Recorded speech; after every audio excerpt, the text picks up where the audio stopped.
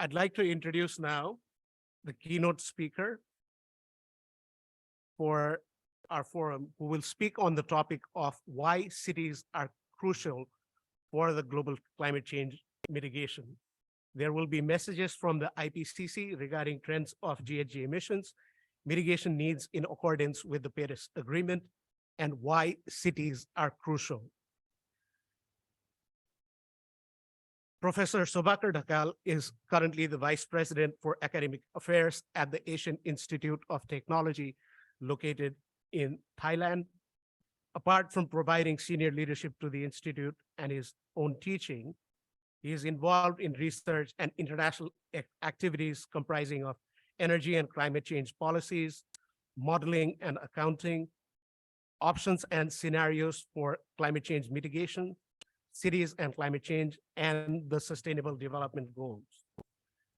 Professor Dhakal served as the coordinating lead author for the 6th assessment report on mitigation for the Intergovernment Panel on Climate Change, where he led the assessment on emission trends and drivers. Professor Dhakal is also a member of the Scientific Steering Committee of the Global Carbon Project.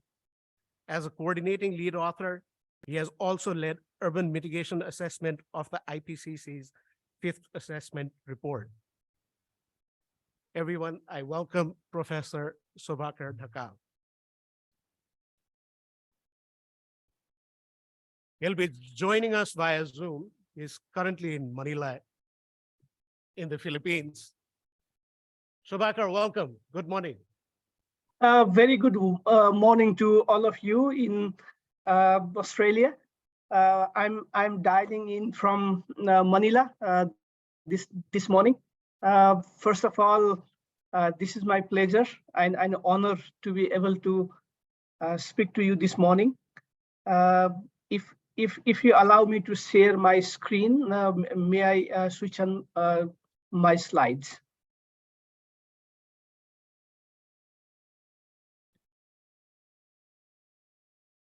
May I request the host to allow me to share my screen, please?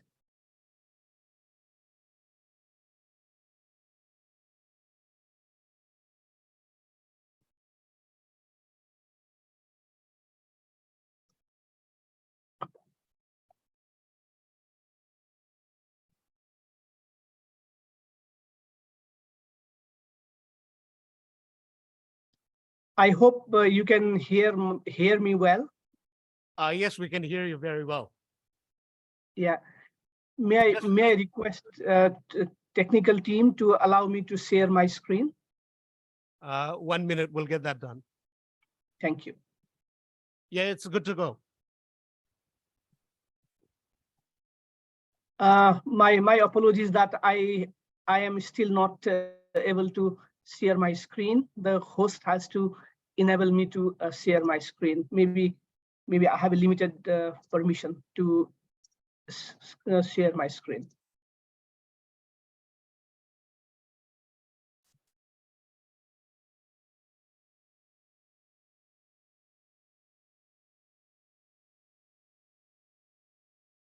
Make host.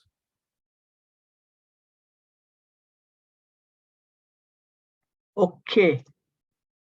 Yeah, I think I can share my screen, and I hope that you can share my screen. Yep, thank you. Thank you. Once again, very good morning, ladies and gentlemen. Please allow me to express my sincere gratitude for having me this morning. As you know that climate change is very, very timely topic, and also I'm very happy to see this conference in such a timely topic, especially also for the Australia. All of us are feeling the heat of the climate change, the brunt of the climate change in many different ways. IPCC reports and many other scientific assessments have showed the code red for the global planet's health from the perspective of climate change. And IPCC had done a series of work, as you know very well, since last many decades, and the latest report which is the sixth assessment report of IPCC, has provided more scientific basis for us to act. So this morning, I'm trying to talk about the climate change, especially I'd like to share the recent trends and also especially putting city into that context on why cities are crucial in that climate change discussions that we are having. So I have structured my talk this morning in generally three sections. The first, I will highlight the urgency of climate change mitigation for limiting warming to 1.5 degree Celsius, which is the aspiration of Paris Agreement. Second, in that emission profile and mitigation needs, I want to argue that the role of cities and urbanization is very, very critical. And also, on one hand, further urbanization will drive global emissions, but in other hand, urbanization is inevitable, and also urbanization provides us large opportunities in order to address climate change and the decarbonization. So basically, I'll argue that the more science-based knowledge is needed to get a clear perspective on mitigation potential and to harness those potentials in the form of actions. I'd also like to argue that the systemic perspective is lacking in knowledge base as well as actions, which means that we need to do more. Thirdly, I'd also argue for better integrated science is not an excuse for non-action. We know enough to act. So the question is that taking all the knowledge from science, what science is telling us, how to move with a very clear timeline and with very clear drive to move forward. So in that context, I'll also put some perspective on what is important for cities and where we should perhaps pay some more attention. Now, if you look at IPCC reports, IPCC reports have shown that the world has already warmed by around 1.1 degrees Celsius compared to pre-industrial times. Now, this temperature has been rising much faster since 1970 compared to the previous decades, and this is kind of unprecedented in human history, at least in last 2,000 years, or probably much larger. Now, this human-induced climate change or greenhouse gas emission is a major culprit which caused the climate change. Then here you see the so-called the climate stripes. And in this climate stripe, you see that the average temperature for single year relative to the average temperature of the period as a whole. Now, this band getting red and red and red signify us that we are heading into the world which is not going to be very pretty if we don't address climate change very quickly. And we really don't have to go too far in the future in order to feel the brunt of the climate change. Even the present generation who were born in 1950s are already feeling climate change. And those generation which was born in 1980s or the generation born in 2020, they will feel the heat of the climate change in their lifespan itself. So it's not very climate change is not something for the very far future. We are already feeling it, we are already facing it. Now, let me first address the question of urgency in climate change. Emission of greenhouse gases have continued to rise despite lots of discussion about climate change we are having since at least from 1990. And if you look at some of the data coming out from IPCC, you see that we are emitting about 59 billion ton of CO2 emission equivalent greenhouse gas emission in 2019, which is significantly higher than what we had emission in previous decades. This is around 12% higher than 2010, and around 54% higher than 1990. So of this, of course, the 2/3 of this comes from energy and also others from many different sources. Now, if you look at sectoral perspective, which is very important for us, especially from the mitigation, actioning perspective, you see that energy system is responsible for about 1/3 of the global greenhouse gas emission, around 33%, the one you see in the upper figure in this slide. But also things like buildings and transportation, which is very, very important part of urban fabric. They also consume lots of electricity and heat. That's why if we allocate electricity and heat to building and transport and industry, as you can see that their share becomes very high. Now, when we are talking about urban emission, urban mitigation, so role for the transport, role for the building sector, and role for special planning, especially the urban planning and others, these components are going to be very, very important in the future. Now, of course, emission can be looked from many different perspectives, not only a volume of emission total. Now, in the last decade, in terms of the percentage change in annual emissions, you can see the figure on your left that countries like Vietnam, Indonesia, Turkey, their growth rate in terms of emission in last decade, they are the highest. But if you look at the absolute change in emission, which is the most important one, because that builds up the concentration of greenhouse gas emission in the atmosphere, the China, India, Indonesia, Vietnam, Iran, these are the countries which have emitted the largest amount of emission in last 1 decade. Of course, it can be also looked historically, going back to the pre-industrial era.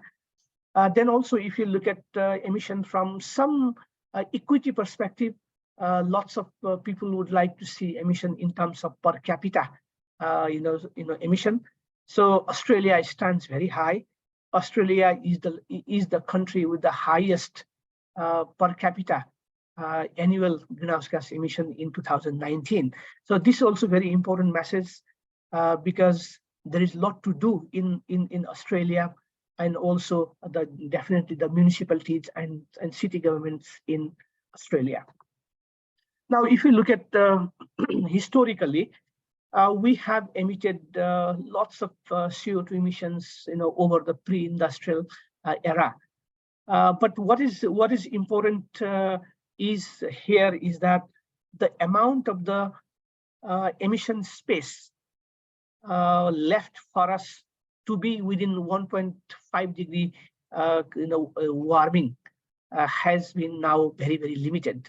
IPCC has shown that the remaining carbon budget for limiting warming to 1.5 degree Celsius, which is the aspiration of the Paris Agreement, is only about 500 billion ton of CO2, which is about the same size as what we have emitted in last 1 decade, which means that we are not in track to limit warming to 1.5 degree.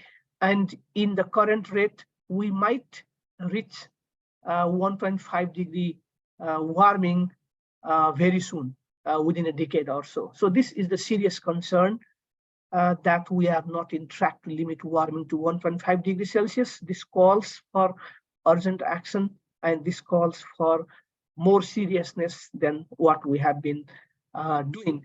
Of course, if you look at IPCC reports, we have been saying for a long time that the sharp reductions in greenhouse gas emissions are needed. If you look at some circle lines I have made in this slide, you see that to limit warming to 1.5 degrees Celsius by 2030, now we are into the 2023, by 2030, we have to reduce CO2 emission by 48%.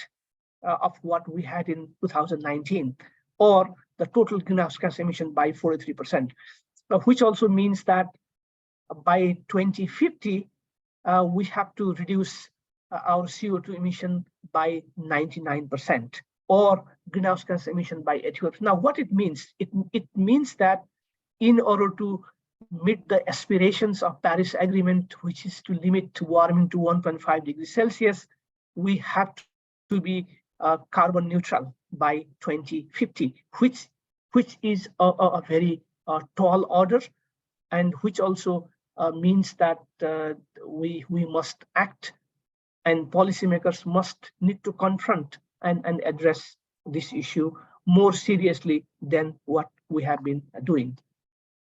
Now, in that context, in the context that greenhouse gas emission is consistently increasing, in the context that our emission trends are not great, in the context that our emission space that are available to us to limit warming to 1.5 degrees very limited. So in that context, now if you superimpose urban, you see that over 55% of the world population is already urban. And the rate of urbanization has a very clear correlation with the stage of income, which in turn is correlated to the emission. Now, half of the world's urban population lived in 7 countries alone, and these residents, many in the residents and other are expected to drive emission, especially urbanization in developing countries are expected to drive emission, because the per capita emission in cities in developing world is much higher than the rural area, which sometimes we see opposite trend in the developed countries, where cities sometimes tend to be more efficient than the rural area. So the fact that urbanization is going to progress in the future, the fact that developing countries are going to drive urbanization, and the fact that per capita emission in cities in developing world is much higher than rural area because of the income and other things, we have much to worry about. This also opens up the opportunity that if we can reorient urbanization, which is happening in developing country, to the greener pathways, then we can reduce many of the problem down the road. How to do that is something very important, and which means that urbanization provides us lots of opportunity. We can't stop urbanization, but the opportunity provided by urbanization is something we could tap on in order to reap the all the potential options and benefits by reorienting urbanization to the green urbanization. Now, cities already contributes a significant global greenhouse gas emission. There are many studies. Of course, the number varies from studies to studies, but we can say safely and quite confidently that over 70% of the global energy-related CO2 emission comes from city. And also in the context of IPCC AR6, there has been estimate that around somewhere between 67 to 72% of the global share comes from urban area, and also the high emitting urban area. So which puts city into very important role. And also cities do provide lots of opportunities to actually address emission. I mentioned to you that urbanization is going to speed up in the future, especially in the developing country. There have been a lot of studies which are telling us that urban land area could triple between 2015 and 2050, and which means that lots of urban infrastructure would be put into place, and there is a danger to lock urban system through the infrastructure provisioning into the wrong trajectory if we don't address that quite early, and if we don't reorient them into the greener pathways. And so this is very, very important. And the income and lifestyle effect in developing country cannot reap the benefit of the density and complexity effect.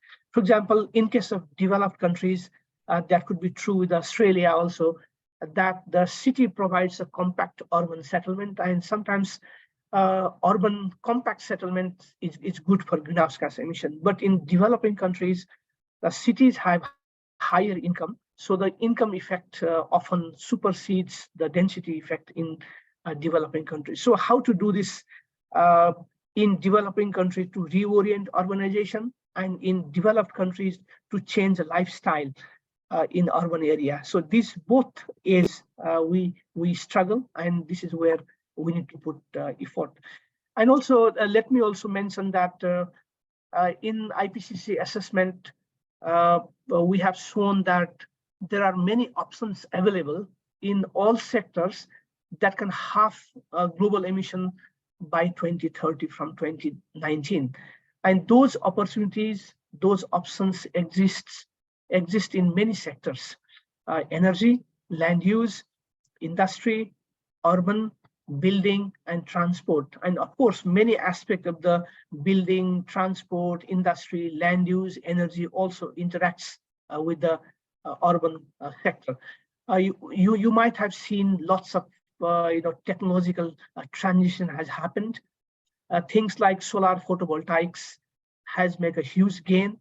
The cost of the solar photovoltaics and the efficiency of solar photovoltaics has improved. So there are some technological progresses which is showing us lots of optimism to move forward. Also, IPCC has done lots of analysis which shows that there are substantial potentials to reduce net greenhouse gas emission by 2030 in many sectors, which is very closely related with the urban system and the cities. For example, efficient lighting appliances, retrofitting old buildings, renewable energy implementation, and also new buildings, making use of all green provisionings, and also going beyond the cement, going beyond the steel. Similarly for the transport sector. So many of the potential for emission reduction mentioned by the IPCC has to happen in cities, and the local governments and the local policymakers are very key in that mitigation transition. And the other important aspects is a demand side mitigation option. There are many opportunities on the demand side mitigation aspect, whether it is dietary transition, whether it is mobility, whether it is shelter, whether it is implementation of the renewable energy at the demand side, such as solar integrated building and rooftops. On the demand side, mitigations are immense. So this again goes back to a greater call for local governments, a greater call for city governments to be more effective and to do more than what we can expect. Of course, I'll not go into more detail. I think I have already said enough that cities has a lot of mitigation potentials. There are several studies which has tried to quantify that. Many studies have shown that urban infrastructure choice fundamentally structure the global climate solutions.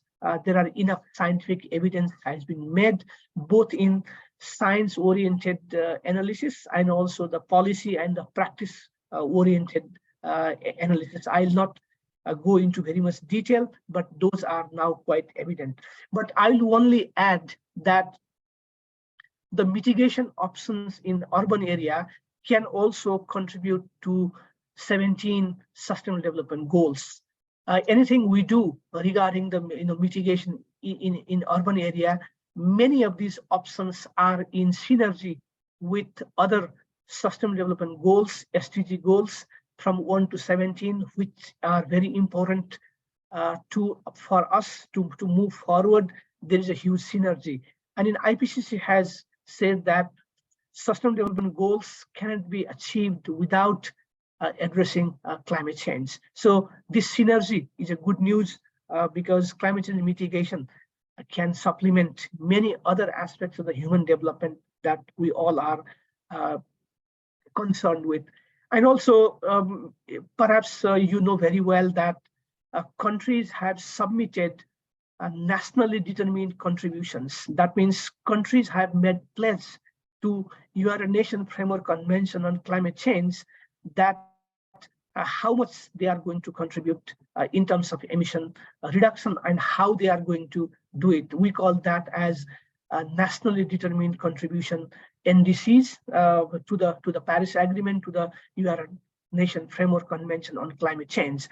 If you look at many of those pledges made by the countries and how the urban has played out in that particular nationally determined contribution, it's quite encouraging that 123 countries have clearly mentioned urban as a very, very important element in their climate change mitigation needs and also in responses, which means that urban is in very much radar of the national policy makers when they are making plans to meet their nationally determined contributions.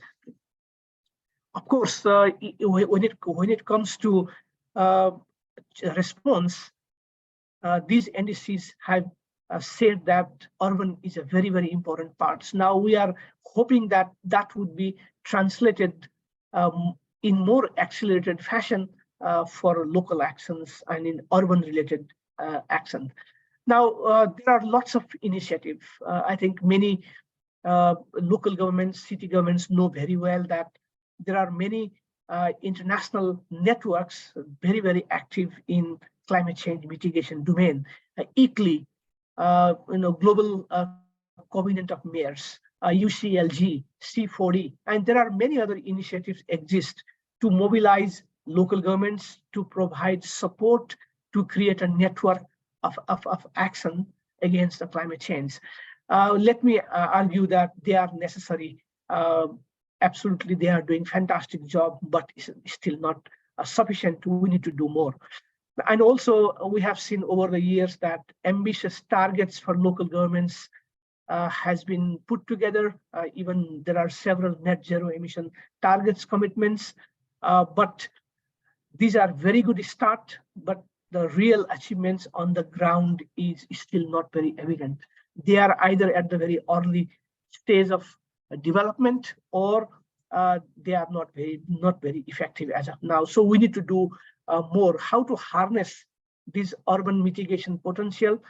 One very important point and aspect is that we have to work across the governance scale, especially with the state governments and national governments, and how to seamlessly create a system for climate governance in relation to the cities and urbanization across the governance scale. And that is something important. And I have been arguing for a long time on these so-called the boundary issues. Boundary issues are very important because many of the things we do in cities really cross the boundary. Cities are essentially a complex open system. It has lots of interactions with outside the boundary.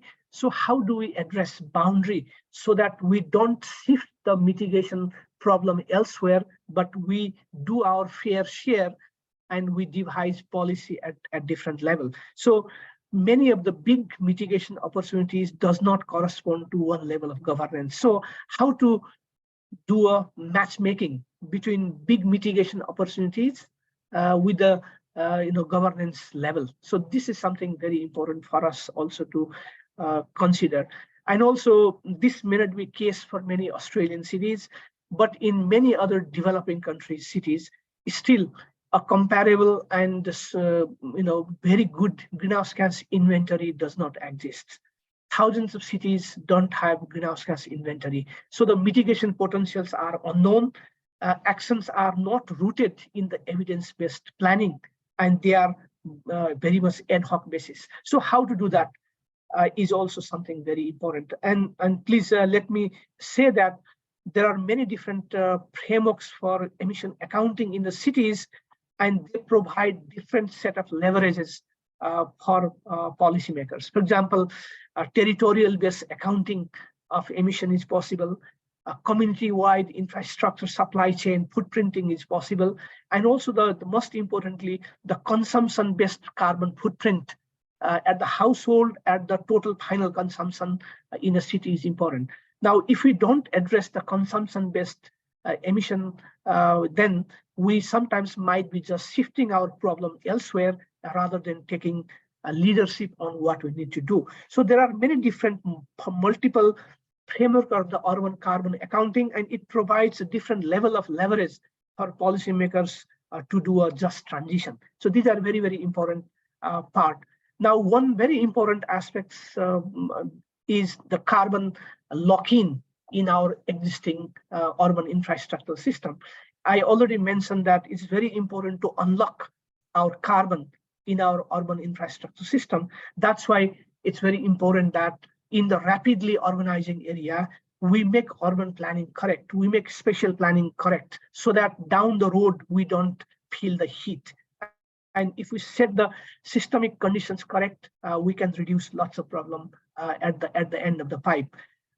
Also, that's why huge opportunities in developing cities being rapidly built so that we can reorient the spatial planning. Then, of course, urban green and urban carbon sequestration provide a significant benefits. There is a lot of things to be done, especially from the lifestyle change perspective, especially on the demand side, behavioral change aspect, to avoid, to shift, and to improve our behavior towards climate-friendly actions and solutions. Of course, that also means that we have already many technologies, how to scale up existing technologies. These are very important. So let me conclude by saying few points on where do we go from here. Of course, the challenge is very big. It's a burden on everyone, definitely big burden on local governments and local policymakers. What I see the most important at the moment is evidence-based planning is very much important. A role of knowledge, role of research must be translated into the action. And it is very important for policymakers at local level and the researchers to work together to find the evidence-based approach of the planning and action, very important. And also, it seems that we are still talking a lot on incremental change. Given the pace and the speed of climate change, allow me to argue that incremental change is not sufficient. We must look for the transformative change, including our lifestyle change issue, which calls for deploying the far-reaching systemic solutions coupled with the planning, such as spatial planning and the deep pricing tools. So how to do that? I think we all need to put our collective thoughts together. And also, I already mentioned about the governance paradox. Cities are governed in very, very complex fashion. In many countries, in many parts of the world, the role for local government is still very limited. Their capacity is very limited. Their financial and technical capacity very limited. And there's a lot of policy fragmentation across government scales. So how to bring these things together? This is very, very important for us. And not to say, of course, we have many best practice technologies. They provide some kind of good entry points for us to move forward, how to upscale the benefits of this best practice technology and how to bring them much faster. This is something important to us. But let me end by saying that there are no silver bullets. We have to put all our acts together, but we need a systemic solution, and we need to keep our ambition at the high level, and small one-off solutions here and there are not going to work. We need a very systemic solution. Of course, we know that those solutions are very much context specific. Let me stop here with thanking to organizers, and let me conclude by saying that we cannot wait for magic solutions. for climate change, and we have to act, and the time for action is now. Thank you. Thank you so much for this opportunity this morning.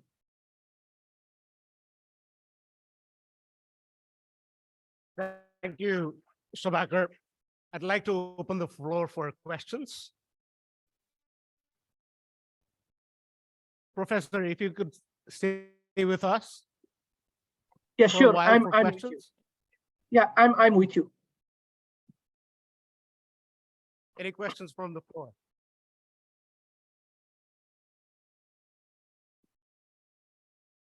Looks like we don't have much questions from the floor, and your presentation was very clear and concise. Ingrid, Murray. Yes, thank you. Thank you very much. I hope I did not bombard you with too much scientific information, but I'm very happy to take any questions, or please feel free to send over to me questions even by email. The organizers can help if necessary. Great, thank you. My name's Ingrid Bishop. I'm the Director of Community Services at the City of Warrnambool. You mentioned, because most of the room I think here is state government and local government representatives. You mentioned about how challenging it is for local governments, because we're kind of in that squeeze position where we're trying to push up on advocating for policy change for state and Commonwealth government, but we're also dealing with shrinking budgets, increased community demand, more challenges dealing with the day-to-day of delivering core services and dealing with many, many challenges. If you did have a silver bullet, which I know you don't, but if there was one thing you think local governments could do to really try to accelerate this issue, I've been part of these conversations for probably about 20 years, and every presentation I go to, I have someone with your incredible experience and knowledge saying action is now, action is now. What can we do collectively as a sector, even at a regional level, in regard to local government? What could we do to accelerate this issue? Yes, thank you. I definitely mentioned that there are no silver bullets, and I'm quite mindful of the fact that local governments are pressed with lots of day-to-day activities, try to make sure that the local area functions smoothly, and the climate change is adding one extra burden or the pressure for all of us. But as I said, that there is no silver bullet, but there are lots of things can be done in many sectoral fashion. The mobility, as you know, is one area, a very important area. How to build the public transit, how to make a mass transport work, how to make transport more sustainable. There are lots of easy entry points there. I would argue for lots of potentials in building energy sector. There are lots of things can be done in building energy sector. Now the cost of solar has come down. There's a lot of opportunity to move away from our traditional fossil-based energy system to the renewable energy systems, and also especially on the urban development side, spatial planning side. Many of the cities, of course, are very sprawled cities, but there are room to make, compact city development, and that compact city development provides lots of, enabling environment. Of course, then there are lots of things can be done from upscaling a range of technologies. And also always not possible, I'm quite mindful of the fact, but the using pricing as a tool to address many of these aspects. These are something possible, and in many countries have done, but definitely this action is not very easy. But there are lots of places that we can act. And my feeling is that climate change calls for a very comprehensive solution. As I have been saying that, end of the pipe, one-off solution is not enough, but comprehensively from the very planning stage, a lot of coordination needed for local governments. And of course, it calls for a lot of capacity and resource mobilization and lots of support from different scale of governance, especially I'm not too much aware of the Australian context, but in case of developing countries in Asia that I deal with, the role of national government, role of state government is very important in supporting local governments because their capacity remains very, very weak, at least in this part of the world. I don't know whether I gave you enough hints there, but I'm still very optimistic that we can do it. Thank you, Shobhakar. Thank you, Ingrid, for the question. Any other questions, Murray? Of things we could do, and so I think he's probably listed through most of them there, but thanks. Alison. Sorry, can you speak in microphone? I think I did not hear. No, that question was answered. There's another question coming. Okay. Yeah, thank you for a really, really interesting presentation. And I suppose there was one part where you were talking about that we can't kind of shift responsibilities across boundaries. And so at the start of this forum, we had a presentation from Brett Clark, who's a traditional owner of the land that we're on. And he was talking about the need for thinking about holistic, how we plan and do things holistically. So caring for country and human health, it's very much connected. And so I'm wondering, kind of around the world, is there much talk about carbon offsetting? So like at the start of your presentation, you were kind of setting the scene around population growth and city growth. And so in Australia, you hear kind of conversations around the need for offsetting with kind of that urban development and growth. So I'm just curious what those conversations are like around the world as well. Yes, thank you. I think this is very, very important discussion. I always struggle when colleagues want to compare cities' emission across many cities. I'm always very conscious of the fact that we cannot compare cities' emissions so easily across. For example, let me give you example of city of London, city of Tokyo, and let's say some other industrial city, let's say city of Shanghai in China, for example. Can we compare per capita emission in industrial cities? We still have an industrial function, let's say Shanghai, with the very much commercial and trade-oriented cities such as London or Tokyo. Because in the city like London or Tokyo, the per capita emission is very low, simply because city has only the trade functions, only commercial function, and somebody else emit emission in order to meet service demand or in order to meet the goods and service demand of London or Tokyo. So I wouldn't say that city of Tokyo or London is very carbon efficient. Yes, in terms of territorial emission, yes. But what about, in terms of consumption-based CO2 emission? My own research and many other colleagues have shown that, for example, in case of city of Tokyo, for example, the embedded CO2 emission or the consumption based accounting of CO2 emission in the city of Tokyo could be at least 3 times higher than what it looks like the territorial accounting of the city. Now, this is a question of responsibility. That's why I've been always arguing that the cities can do much bigger things. Cities, especially in the developed countries, cannot be just happy looking at their territorial emission and still keep on consuming very high. So how to shade away this heavy consumption oriented lifestyle and also do our fair share? I think this is where the policymakers can also contribute. There are different tools, different leverages possible in order to address that. We don't shift our burden elsewhere across the boundary, and we do a fair share in terms of policy making to address this issue and not to shift the problem elsewhere. And of course, carbon offsetting is one area you mentioned.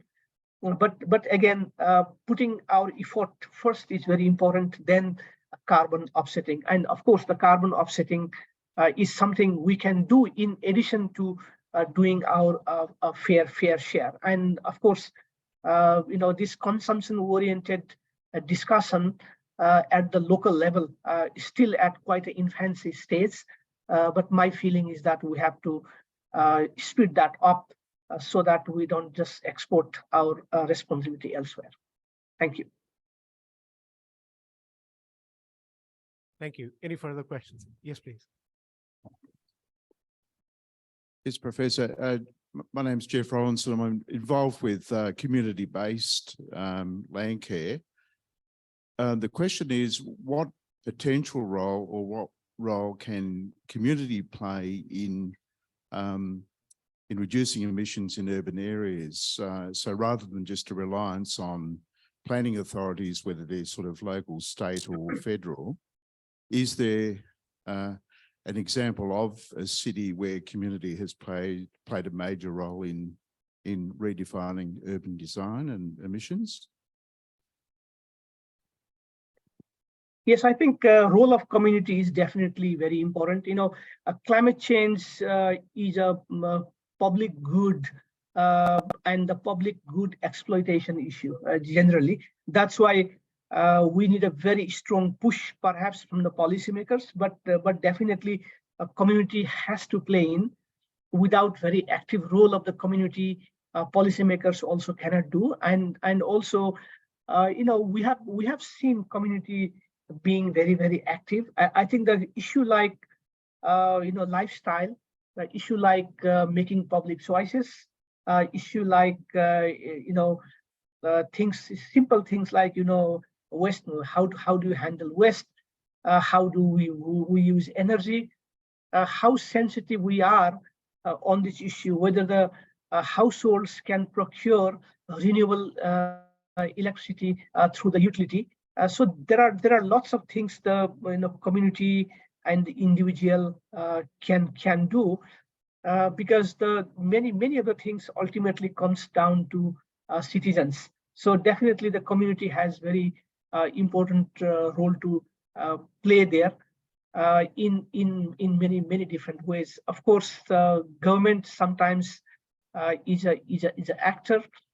Government create a level playing field, but ultimately for transformative change, what we have been talking about, role of community is essential, and how community take part is what fundamentally defines our ability to address climate change in a deep sense. That's why I have absolutely no doubt that the community's role is very, very important. Thank you, Shobhakarji. And thank you very much on behalf of Council for accepting to speak as the keynote speaker.